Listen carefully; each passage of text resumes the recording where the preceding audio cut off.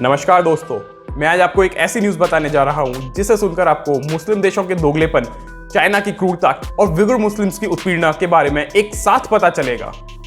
विगुर लोग मुस्लिम्स होते हैं जो चाइना के शिनजियांग प्रोविंस में सदियों से रह रहे हैं। वैसे तो विगुर की स्पेलिंग यू से स्टार्ट होती है, लेकिन इसे बोला विगुर जाता है।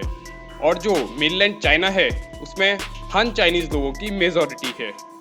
चाइना ने 10 लाख से भी ज्यादा विगुर मुस्लिम्स को कॉन्सेंट्रेशन कैंप्स में डाला हुआ है। कॉन्सेंट्रेशन कैंप्स यानी यातनाओं की कैद। साफ शब्दों में कहूं तो चाइना विगुर मुस्लिम्स का एथनिक जेनोसाइड कर रहा है। मतलब चाइना विगुर मुस्लिम्स का कल्चर और नामो निशान मिटा रहा है। कुछ लोग जो शिनजियांग और कॉन्सेंट्रेशन कैंप से अपनी जान बचाकर दूसरे देशों में पहुंचे हैं, वो बताते हैं कि बेगुनाह लोगों को पकड़कर कैंप्स में डाल देते हैं। I never imagined this could happen in the 21st century. Innocent people subjected to cuffs on their hands, shackles, and black hoods over their heads. I saw them, 14-year-old girls to 80-year-old women. They take them for interrogation. They would come back and their bodies were bruised, their heads swollen. और वहाँ उन्हें जबरदस्ती Chinese language Mandarin और Chinese culture सिखाया जाता है। उन्हें मुस्लिम धर्म छोड़ने को कहा जाता है और जो लोग इसका विरोध करते हैं उन्हें सूअर का मांस खिलाया और शराब पिलाई जाती है, जो कि दोनों इस्लाम धर्म में हराम हैं। दर्जनों मस्जिद तोड़ दी गई हैं।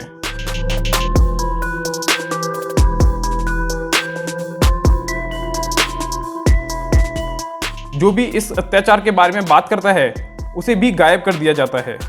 पूरा शिनजियांग प्रोविंस को पुलिस स्टेट बनाया हुआ है। हर समय हर इंसान पर नज़र रखी जाती है। सभी को अपने मोबाइल में एक एप्लीकेशन इंस्टॉल करनी होती है जो उनकी एक्टिविटीज़ पर नज़र रखती है। चप्पे चप्पे पर पुलिस और कैमरास लगे हुए हैं। यहाँ तक कि मेनलैंड चाइना से लोगों को विगुर्स के घरों में ज़बरदस्ती रहने के लिए भेजा गया है। चाइना ने बच्चों तक को नहीं छोड़ा है। बच्चों को भी उनके पेरेंट्स से अलग कैंप्स में भेजा जाता है जहाँ उन्हें हान चाइनीज कल्चर सिखाया जाता है। The detainees we interviewed and international researchers call it staged and scripted. This is what it wants the world to see. जरा सोचिए, बच्चे स्कूल से आते हैं और उन्हें घर पर उनके पेरेंट्स नहीं मिलते क्योंकि उनके पेरेंट्स को कॉन्सेंट्रेशन कैंप्स में डाल दिया है। और बच्चों से कहा जाता है कि वो जितना अच्छे से चाइनीज कल्चर सीखेंगे उनको उतने ज्यादा पॉइंट्स मिलेंगे और इन पॉइंट्स के बदले उनको उनके पेरेंट्स से फोन पर उनकी बात कराई जाएगी। Yasin Zunin came here hoping to expand his business and then bring his wife and daughter. But as soon as he left, he says the government kidnapped them and threw them into camps. That was more than 3 years ago. Even when I wake up at 2 in the morning, I check my phone to see if I can find videos of them. One night, he did find something. Photos online of his daughter in a Chinese school, dressed in a Han Chinese costume instead of traditional Uyghur clothes. And a video of his wife and other Uyghur women wearing traditional Chinese makeup and costumes. That's his wife. He calls her a sheep forced to wear the wolf's clothing. लोगों को लंबी दाढ़ी रखने, इस्लाम में interest रखने, ज्यादा नमाज पढ़ने, औरतों को हिजाब पहनने, पासपोर्ट बनवाने, विदेशी वेबसाइट्स खोलने, रोजे रखने, 2 से ज्यादा बच्चे होने के नाम पर कॉन्सेंट्रेशन कैंप्स में डाला जाता है, जहां उन्हें केवल चाइनीज भाषा और चाइनीज कल्चर ही सीखना होता है।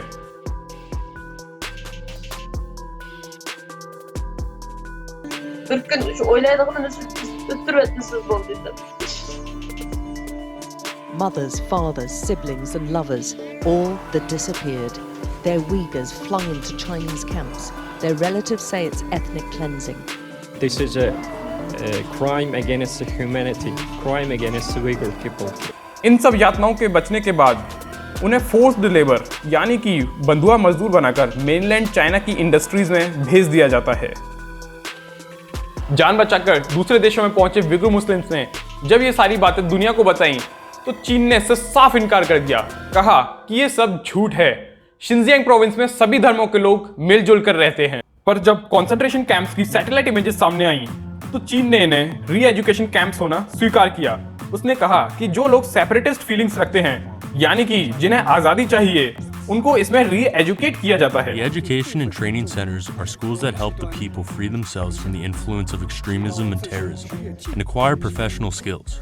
The centers are anything but horrific concentration camps. इस बात पर जरा ध्यान दीजिएगा जिन्हें आज़ादी चाहिए उन्हें री एजुकेट किया जाता है, और वो भी कैसे? उनका धर्म परिवर्तन करके, उन्हें सूअर का मांस खिलाकर, मुस्लिम्स का कल्चर खत्म करके, या उन्हें जान से मारकर।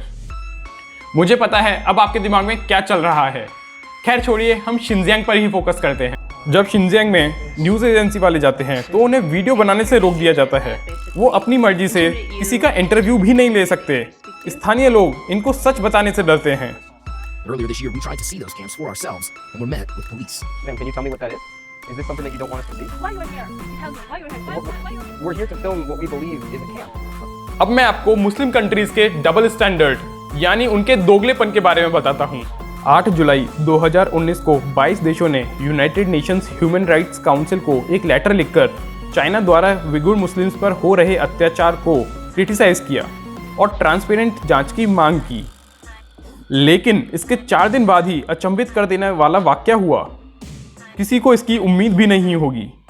4 दिन बाद ही 12 जुलाई 2019 को 37 देशों ने भी UNHRC को एक लेटर लिखा जिसमें इन देशों ने ह्यूमन राइट्स के लिए चाइना की तारीफ की।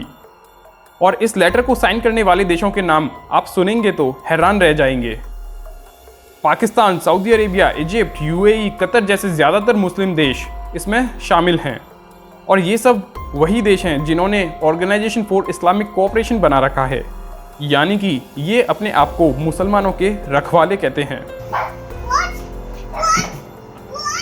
और जब चाइना शिनजियांग से मुसलमानों का नामो निशान मिटा रहा है, तब इन मुसलमान रखवालों ने अपनी आंखें बंद कर ली हैं। इतना ही नहीं, ये मुस्लिम रखवाले चाइना को UNHRC में भी सपोर्ट कर रहे हैं। अब पाकिस्तान के इमरान खान की भी सुन लीजिए। जब जर्नलिस्ट ने इनसे उइगुर मुस्लिम्स के बारे में पूछा तो साफ नकार गए, इन्हें कुछ पता ही नहीं है। What's your stance on China's treatment of Uyghur Muslims? Frankly, I don't know much about that. If I had enough knowledge, I would speak about it. I do not know the exact situation of this. I would never talk about it in public. We talk to them privately. We don't make public statements. We do not talk about things with China in public right now because they're very sensitive. That's how they deal with issues. पर पाकिस्तान की जनता को सब पता है। जब पाकिस्तान की जनता ने शोर मचाया तो इमरान खान ने 2-4 पॉइंट्स बनाकर चाइना को भेज दिए, तो चाइना ने उल्टा पाकिस्तान को ही अड़का दिया और बोला अपने देश के लोगों को काबू में लो। टर्की और इजिप्ट ने तो शरणार्थी उइगुर मुस्लिम्स को वापस चाइना भेज दिया। सऊदी अरेबिया भी चाइना को सपोर्ट कर रहा है। सब दोगले देश हैं, मुसलमानों के रखवाले नहीं, चाइना के चाटुकार हैं। चाइना ने इनके मुंह में बिलियंस ऑफ डॉलर्स ठूस रखे हैं, तो बोले कैसे? और कश्मीर में तो ये इतने उछलते हैं कि उबलते अंडे भी नहीं उछलते होंगे। चाइना में इनको अपने मुसलमान भाई नहीं दिख रहे, वहां दर्जनों मस्जिदें तोड़ दी गई हैं, वहां इनकी बोलती बंद है। अब चाइना की एक और हरकत देखिए। चाइना तजिकिस्तान की 45% जमीन पर क्लेम जता रहा है। मतलब चाइना के हिसाब से आधा तजिकिस्तान उसी का है। ये सब करने के बाद भी चाइना इंडिया पर इल्जाम लगाता है कि इंडिया कश्मीर में ह्यूमन राइट्स वायलेट कर रहा है। हिपोक्रेसी की भी हद होती है यार। दोस्तों, अभी भी वक्त है हम सभी को मिलकर चाइना को बॉयकॉट करना होगा। जय हिंद, जय भारत, नमस्कार।